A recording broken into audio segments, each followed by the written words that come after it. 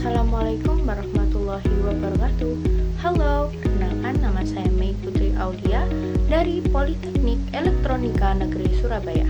Di sini saya akan memaparkan atau menyampaikan seputar fiber optik. Yang pertama yaitu konsep dasar LAN dan kabel twister pair. Di mana kabel twister pair adalah jenis kabel jaringan yang berisi dua tembaga yang dipilin atau diputar berpasangan. Nah, kenapa sih itu harus dipilih dan diputar? Nah, tujuan dari itu atau tujuan dari lilitan tersebut untuk mengurangi gangguan dari luar, seperti noise atau interferensi listrik sehingga data lebih terkirim dengan lebih baik. Adapun beberapa lapisan pada kabel twister pair ini, di mana yang pertama ada OFC core atau oxygen free copper core, di mana kawat tembaga di dalam kabel yang menjadi jalur utama dalam penghantaran sinyal atau penghantaran data tersebut. Lalu ada twister pair, di mana dua kabel tembaga yang dipilin supaya sinyal tidak mudah terganggu. Lalu ada PVC jacket, di mana dia ini lapisan paling luar, yang dimana dia ini berfungsi untuk melindungi lapisan-lapisan yang di dalamnya. Lalu yang terakhir ada ripcord atau benang kecil di dalam kabel yang membantu membuka lapisan PVC sehingga nanti saat dibuka tidak terkena lapisan twister pair dan OFC core. Berikutnya ada jenis-jenis kabel twister pair, di mana ada dua, yaitu kabel UTP dan STP. Nah, UTP dan STP ini apa sih perbedaannya? Kalau UTP tidak memiliki lapisan pelindung pada kawatnya, sedangkan STP ada lapisan pelindung tambahan yang berupa lapisan shield atau foil, di mana dia ini untuk menahan gangguan elektromagnetik sehingga sinyal lebih stabil.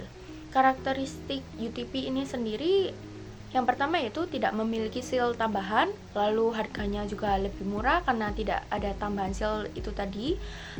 Lalu yang ketiga, ini memudahkan dipasangkan karena lebih lentur.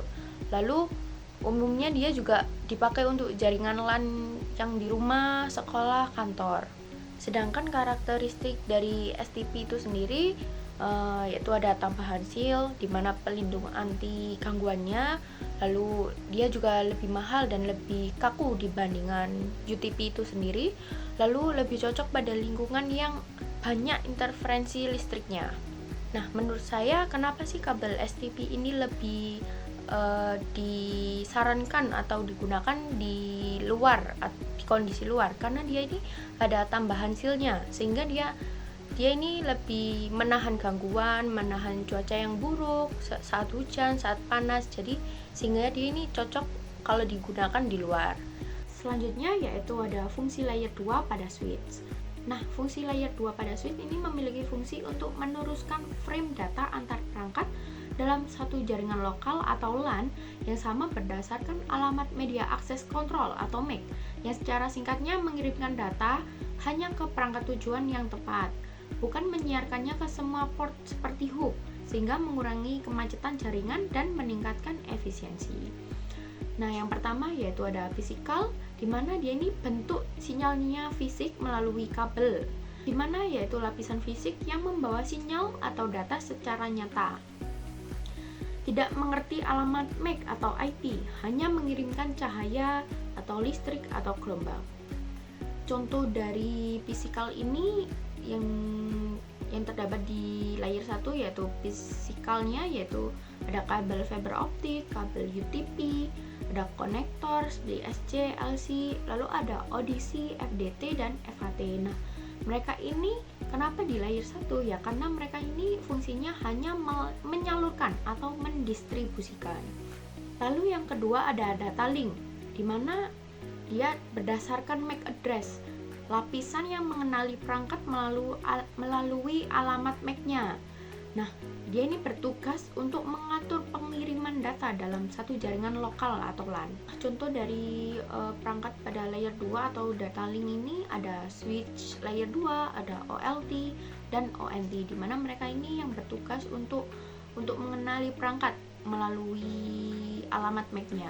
Lalu ada network interface, di mana dia ini bekerja pada perangkat jaringan lapisan yang menggunakan IP address untuk mengatur rute antar jaringan atau internet. Dan dia ini menggunakan routing agar data menemukan alamat tujuannya. Nah, pada layer 3 atau network interface ini ibaratkan Google Maps, di mana untuk mencari jalan tercepat menuju alamat rumah IP atau IP-nya. Contoh dari perangkat layer 3 ini ada router. Selanjutnya yaitu konsep dasar pada fiber optik, di mana fiber optik ini adalah jenis kabel yang terbuat dari serat plastik dan kaca halus yang berfungsi untuk menghubungkan antar perangkat maupun pengguna dalam lingkup wilayah tertentu. Adapun beberapa lapisan yang terdapat di fiber optik ini, yang pertama ada core. Nah, core ini yaitu inti dari bagian paling tengah fiber optiknya, yang dimana terbuat dari kaca atau plastik yang berfungsi sebagai jalur utama cahaya untuk menyalurkan data tersebut atau untuk membawa datanya. Lalu ada cladding, di mana dia ini lapisan pembungkus core. Nah, fungsinya dia tuh apa? Nah, fungsinya dia ini pada saat misal core ini ada data yang keluar atau data yang bocor. Nah, cladding ini fungsinya untuk memantulkan kembali cahaya atau data tersebut agar tidak keluar atau bocor. Nah, selanjutnya yaitu ada coating, di mana dia ini lapisan pelindung tipis dari plastik yang dimana melindungi serat optik dari goresan, kelembapan atau tekanan kecil. Lalu ada string member, di mana dia ini penguat mekanik. Biasanya terbuat dari Kevlar yang melindungi serat optik dari tarikan atau tekanan saat pemasangan. Nah, yang terakhir ada outer jacket, di mana dia ini lapisan paling luarnya, di mana dia ini berfungsi sebagai pelindung dari yang dalam-dalamnya fiber optik tersebut, dari seperti tarikan, cuaca seperti hujan atau saat panas seperti dia. Jadi dia ini untuk melindungi lapisan-lapisan yang ada di dalamnya. Selanjutnya yaitu ada jenis-jenis kabel fiber optik, di mana yang kanan ada single mode fiber atau SMF, lalu yang kedua yang sebelah kiri ada multi mode fiber atau MMF. Nah, kedua kabel ini apa sih perbedaannya? Di mana dia ini ya kalau SMF dia lebih kecil, jadi sehingga cahaya atau data yang dialirkan hanya satu, sehingga dia tidak akan ada terjadi pantulan seperti MMF. Nah, SMF ini lebih disarankan untuk jarak yang jauh karena cahaya hanya lewat satu jalur, sehingga sinyalnya tetap rapi dan redamannya kecil dan tidak cepat rusak walaupun menempuh jarak puluhan kilometer. Sedangkan MMF memiliki banyak jalur cahaya yang menyebabkan sinyalnya saling bertabrakan atau dispersion, sehingga kualitas cepat menurun jika digunakan pada jarak yang terlalu jauh. Selanjutnya yaitu IKR dan feeder, di mana kabel feeder merupakan kabel fiber optik utama dalam jaringan FTTH yang membawa sinyal dari pusat jaringan seperti OLT atau ODF menuju ke titik distribusi seperti ODC. Nah, karena fungsinya dia ini sebagai jalur utama, kabel feeder memiliki kapasitas yang besar, core-nya seperti 12, 24, 48 dan seterusnya. Nah, kabel feeder ini dirancang untuk jarak jauh dengan redaman kecil dan dipasang secara permanen sebagai tulang punggung jaringan distribusi. Dikarenakan konstruksinya sendiri, dia itu tebal dan kuat dan dilengkapi dengan pelindung ekstra agar tahan terhadap tarikan, cuaca, dan pemasangan di udara atau bawah tanah. Sementara itu, kabel rumah atau IKR, instalasi kabel rumah, adalah kabel fiber optik akhir yang menghubungkan jaringan distribusi dengan pelanggan. Nah, kabel ini digunakan dari ODP atau FAT menuju ke rumah pelanggan dan hanya membawa sinyal untuk satu pelanggan saja, sehingga jumlah core-nya biasanya sedikit, 1 atau 2 core saja. Adapun tools pada fiber optik, yang pertama ada stripper, di mana dia ini untuk memotong lapisan paling luar tanpa merusak inti seratnya. Lalu ada cleaver, adalah alat yang berfungsi untuk memotong serat optik secara tepat sebelum dilakukannya proses splicing. Lalu ada stripper drop wire, berfungsi untuk mengupas dan memotong drop kabel fiber optik. Lalu ada splicer, di mana dia ini fungsinya untuk menyambungkan kedua ujung fiber optiknya dengan cara melelehkan kedua ujungnya tersebut dengan cara dipanaskan. Lalu ada optical power meter atau OPM, digunakan untuk mengukur kekuatan sinyal optik yang diterima. Adapun OTDR, di mana merupakan alat yang sangat penting untuk mengidentifikasi lokasi kerusakan atau patahan dalam kabel fiber optik tersebut. Nah, gimana sih cara baca OTDR ini? Nah, di OTDR ini adapun event yaitu kayak 1, adapun ada angka 1, 2, 3 dan seterusnya. Nah, ini disebut yaitu event, di mana suatu titik kejadian. Nah, setiap titik atau turunan kecil, nah itu biasanya seperti input, lalu ada splice atau konektor yang dipasang, lalu splitter. Nah, pada saat itu langsung anjlok ke bawah, nah biasanya itu ujung kabel atau sinyalnya habis, atau enggak ada patahan atau kerusakan pada kabelnya. Nah, cara kerja dari OTDR ini sama halnya dengan fiber optik. Nah, dia itu memancarkan cahaya. Jadi cara kerja OTDR pun juga sama, dia memancarkan cahaya. Nah, pada saat cahaya itu lurus dan adanya lekukan atau patahan, cahaya tersebut akan kembali, sehingga pada layar OTDR akan menampilkan grafik yang langsung turun ke bawah atau langsung rusak. Selanjutnya yaitu konsep dasar fiber to the home atau FTTH. Adapun topologi dari FTTH itu sendiri, yang pertama ada central switch point, header atau OLT. Nah, di sini biasanya yaitu POP, yang di mana dalamnya terdapat OLT yang merupakan pusat jaringan tempat perangkat OLT berada. Nah, di sinilah sinyal optik berasal, dikelola dan dikirim ke seluruh pelanggan. Semua kabel feeder berasal dari titik ini. Jadi dari OLT atau POP ini terdapat kabel feeder yang dimana dia akan menyalurkan ke berikutnya, yaitu local convergence point atau FDT, di mana merupakan titik konsolidasi tempat kabel feeder disambungkan ke banyak kabel distribusi. Nah, di mana di FDT ini merupakan tempat pertama yaitu pendistribusian. Jadi kabel nanti akan mendistribusikan menggunakan splitter. Selanjutnya akan dikirimkan ke FAT menggunakan distribution cable, yaitu dimana kabel yang membawa sinyal dari FDT menuju ke FAT di area pelanggan.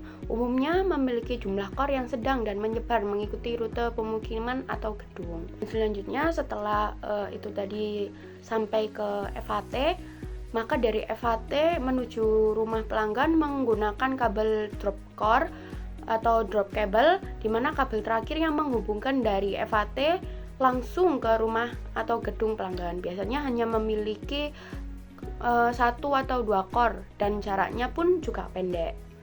Yang terakhir yaitu dari rumah pelanggan, di mana pada tahap terakhir ini kabel drop masuk ke rumah, lalu kemudian terhubung langsung ke perangkat ONT, yang dimana dia akan mengubah sinyal optik tersebut menjadi sinyal internet. Yang terakhir ada konsep dasar IP address, routing protocol, DHCP, DNS, dan NAT. Yang pertama yaitu ada IP address, di mana IP address adalah alamat unik atau alamat di mana pada setiap perangkat di jaringan digunakan untuk mengirim dan menerima data. Nah, IP sendiri berfungsi seperti alamat rumah, sehingga paket data tahu kemana harus dikirim.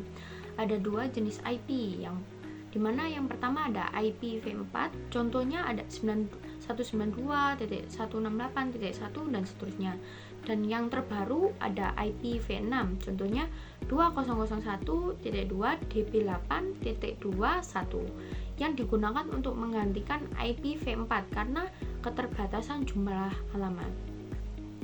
Lalu yang kedua ada routing protocol, di mana routing protocol adalah aturan yang digunakan oleh router untuk memilih jalur terbaik saat mengirim paket data dari satu jaringan ke jaringan lain.